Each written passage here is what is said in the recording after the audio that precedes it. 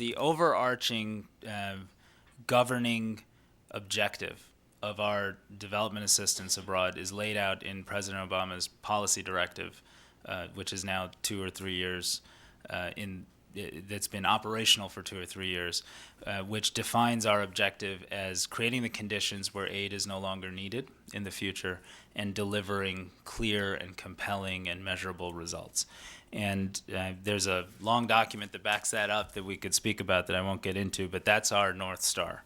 Second, I would say we do condition our aid in across the board, and it's been a principle that we embrace. So if you look at Afghanistan, when we made a commitment last summer to have a long-term assistance package for Afghanistan in partnership with all the other OECD countries in the world, we said that a significant percentage of that would be conditioned on something called the Tokyo Mutual Accountability Framework. And it's a very clear set of actions that the government of Afghanistan needs to take, from hosting free and fair elections to collecting more domestic revenue to fighting corruption and improving transparency. And if they do not make those commitments and see them through, we will cut back on our commitment. A similar approach is being taken in a number of different areas, such as Burma and even Egypt. Third, on Pacific Island countries, I would just say there are ways to partner without, establishing USAID missions everywhere. We have, in fact, cut our global footprint by 11 missions around the world under my watch, and I think we can do a little bit more in that regard.